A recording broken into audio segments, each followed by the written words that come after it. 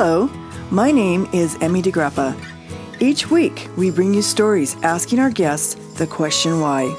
We learn about passion, purpose, and the human experience. Brought to you by Wyoming Humanities with the generous support of the Wyoming Community Foundation. This is What's Your Why?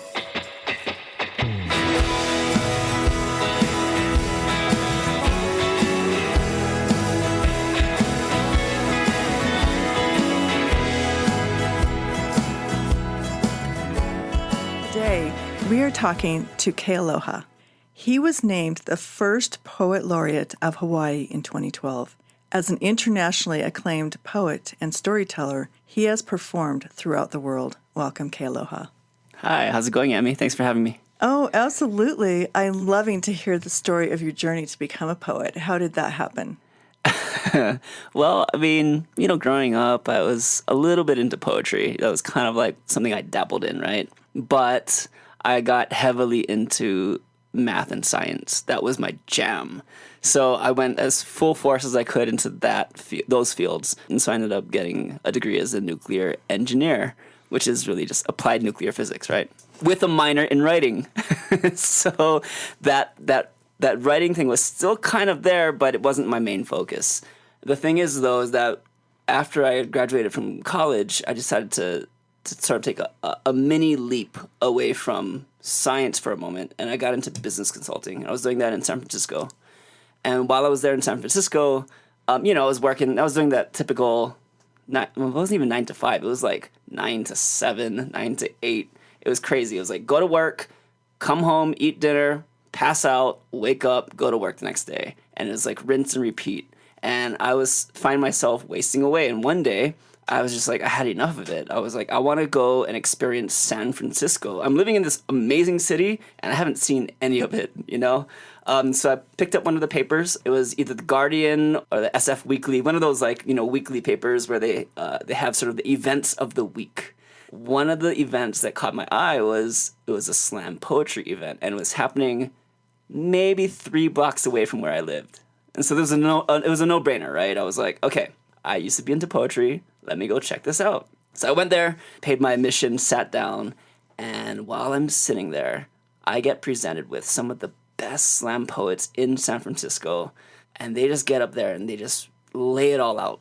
I'm sitting there, and my brain starts tingling, and my spine starts getting warm, and I'm like, oh my goodness, where has this art form been my entire life? Because it combined so much of what I loved. It combined the writing with philosophy, with drama, with thinking, and I was hooked. I was completely hooked. And so I went home and I started writing. And the next day at my business job, I'm sitting there in the cubicle and I'm typing out poems. I look like I'm working, but I'm actually just typing out poems, and I just couldn't stop. That night, I went back home and wrote more poems. The next morning, write more poems. I just couldn't stop. And then I kept going to all these poetry events happening around the Bay Area. And there came a point in time where I was living 2 lives, basically. My daytime life was this business job, but my nighttime life was poetry. And I just decided I need to go and do the poetry. I want to go and do the poetry thing, so let's do it. Let's leave this career and let's see where the arts can take me. So I took that leap of faith, and I've never looked back since. It was the best decision I ever made. That's an amazing story and very inspiring for one thing. And I think just getting bitten by that creative bug that just kept driving you on. Yep. When you walked away and you had enough confidence to get up and perform your first poem. The first poem? Yeah. That was in San Francisco. So I've been watching all these poets doing their thing, and I was like, I just want to try, So I ended up signing up at what at the time was the largest poetry slam in the nation. It was 300 people strong, and it was a really vibrant scene. It was amazing. I signed up. I was like, I just want to read a poem. And I got up there, and I did this piece, and the MC, the host at the time, he, as I was walking off stage, he gave me a 5. He's like, respect, He's like, thanks for coming through. And he really, showed that appreciation, and it was a great encouragement to just keep going, keep writing, keep performing. So I did, So that first time was just wanting to participate in something that I had loved so much. And the barriers to entry for poetry slam are so minimal. Like you can on any night, it's an open mic basically. You can just sign up and get up on there. So I just decided, you know what, I'm not getting any younger. We got nothing to lose. Nothing's gonna happen up there on stage that is gonna bring me bodily harm. So let's take a chance. Let's take a shot. Let's see what this does. And I think it's really inspiring that you started out as an engineer and that was your schooling. And then now you're a poet. And I would love to hear your thoughts about the intersection of arts and science. Well, the intersection between arts and science there's so much there. And I actually struggled with that intersection when I first started as an artist, right? I would try to sort of bring elements of science into what I was doing, but it was all contrived, right? But then I started to develop a style my writing started to reflect critical analysis and problem solving and the sort of deconstruction of problems. So I would write about things, but I would break them down to the composite parts and I would solve each part and then wrap it up to get to the higher level of understanding, which is what science does, right? Science is continually breaking things down, solving them, and building them back up. So I started to use those sort of analyses, those scientific type logical analyses in my poetry. And that was sort of the first step of combining art and science. But then, what was it, maybe about 2011. In 2011, I found out that my partner and I were going to have a child. And, I was like, oh my gosh, what I started freaking out. I was like, what's this going to be like that? I wasn't ready for parenthood, all these things, right? All these things that fly out into your head. So I asked my partner at the time, I asked her to take off for a little bit so I could stay home and just write and sort of make sense of all of this stuff. So as I was writing, I started to think about what it was going to be like to be a father. And the one thing that kept coming into my brain was that one day this child is going to ask me or, ask us where we come from. And for me, I don't have a thing that I subscribe to, like a religion of sorts that I subscribe to that's like where we come from. For me, it's about science. So I started to write scientifically how we got here as humans. But I started with the Big Bang, because that's the beginning of it all.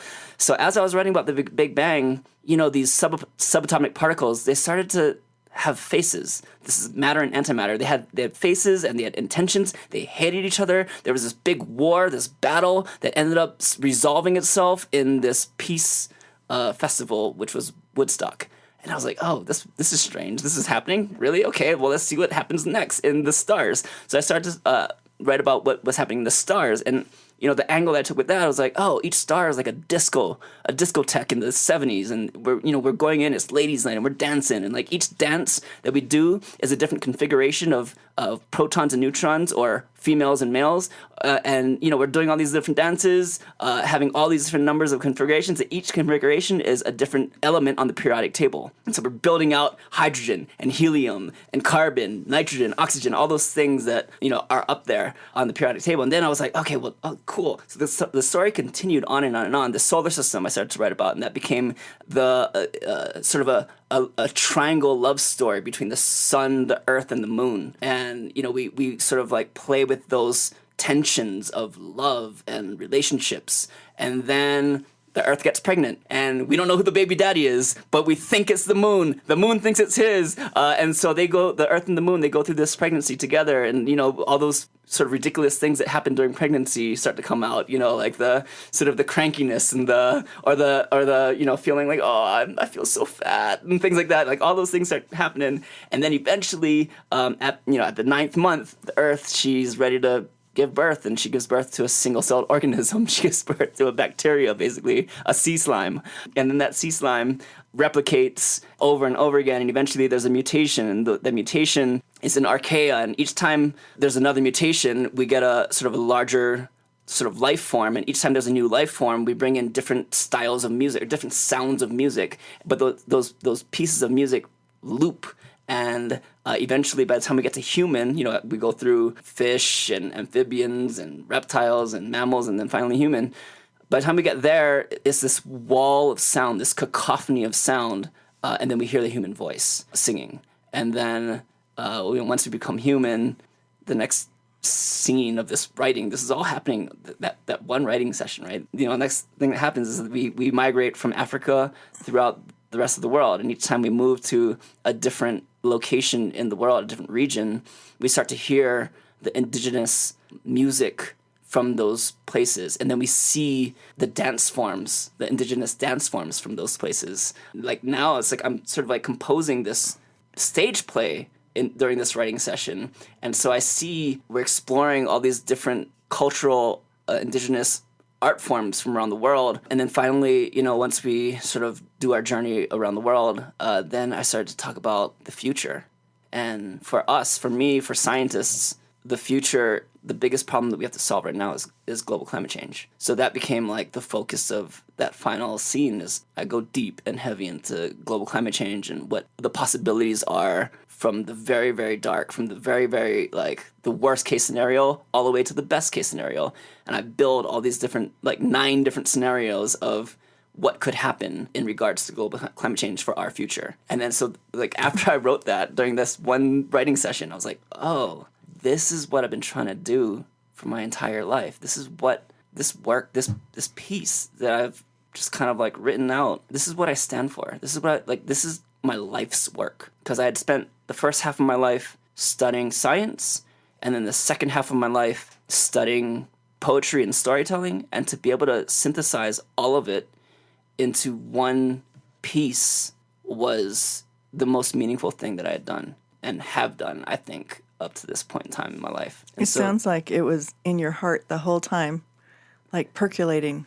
Yeah, and you were able to sit down and just pour it out. Yes, and each step led to the next. I couldn't have written something like that when I was 18 or 19. Right. I couldn't have written something like that when I was 25. Like, I had to go through sort of the training processes of each field of study, whether it was the science or the art. Like, both of them had to receive their proper attention, and then I could finally bring them together, like, under one sort of, like, unified idea. And I've heard other writers say that you cogitate on things a long time, and you think about them, and then one day you can just sit down and write it out, and it just all just comes flowing out. Yep. And now that I hear you talk, it might be really dangerous for scientists and artists to get together. Yeah, you could have an explosion of sorts, right? The universe would cave in on itself if we did. It's actually, I actually love those moments where different disciplines can get together and just hang out and talk story and really just learn from each other and be open to the expertise that the other person brings, And so it's actually really fun. Yeah, absolutely. And explosive. And explosive, yeah. So how close to you, I don't know if that's the right question, but how close are you to your cultural roots? And does that play a part in your poetry? Yeah. So I am deeply close to my cultural roots. It is something that I grew up with. I mean, I grew up as a hula dancer and have sort of, learned the language. I'm not fluent. I'm not anywhere near where I should be, but able to understand enough so that it hits me on a deeper level. And, so those types of things and listening to sort of the elders of our community and like sort of, we're taught to just listen from a very young age, and not really talk. You're basically a sponge. So you're just listening to all this wisdom and knowledge and stories. And then eventually when you get older, you start to realize, oh, that's what those stories were about. Like, they were trying to teach me these lessons. And then you start to tell your own stories. And you start to tell those stories as well as your own stories. So the closeness is there, and I use that cultural knowledge and base in what I do all the time. Just going back to like that play that I was talking about, that story it's called The Story of Everything. There's 2 scenes in particular that draw heavily from Hawaiian culture. The first one is the evolution scene, where we go from single-celled organism to human. So there's this ancient chant that we have.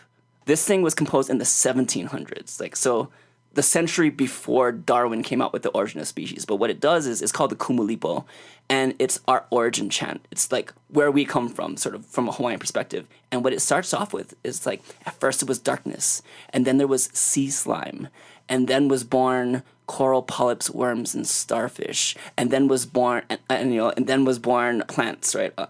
And then was born the fish, the sharks, and the rays, and then was born, and it goes higher and higher life forms up to like reptiles, and then mammals, and then finally human. It's basically evolution theory wrapped up in one, I think it's like 2,000 lines long chant that was passed on from generation to generation through oral traditions, composed in the 1700s. And so when I was figuring out this piece, the Kumulipo was coming out through my writing. I mean, like, my writing was heavily influenced by the Kumulipo as well as evolution theory, you know, what we now know as just evolution. The Hawaiian side was totally influencing what I was writing as well as the science side, and I was able to synthesize that right there. The Earth, the Sun, and the Moon story, the love story, was also heavily influenced by the culture. That one is told in pidgin language, which is what we speak on the streets in Hawaii. It's sort of like a different sounding type of English. It was what they spoke on the plantations when they had all different kinds of cultures on the plantations, from English speaking to Hawaiian speaking to Japanese to Chinese to Filipino, Tagalog. And the folks, they had to figure out a way to like communicate with each other. So I bring in the pidgin language into that scene, and that scene is a very like old school Hawaii sort of like telling of a story, you know? Yeah, and I love the way you brought in history and culture and contemporary, and you just brought it all, melded it all together to create a beautiful poetic piece. I really appreciate that. Thank you for being here. Cool. Thank you for being here. Thank you for having me. Absolutely. Thank you for being here. Thank you.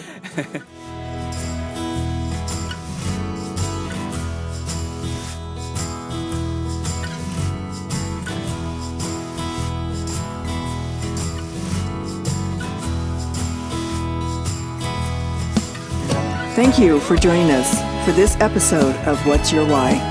Brought to you by Wyoming Humanities with support from Wyoming Community Foundation and generous supporters like you. To learn more, go to thinkwhy.org, subscribe, and never miss a show.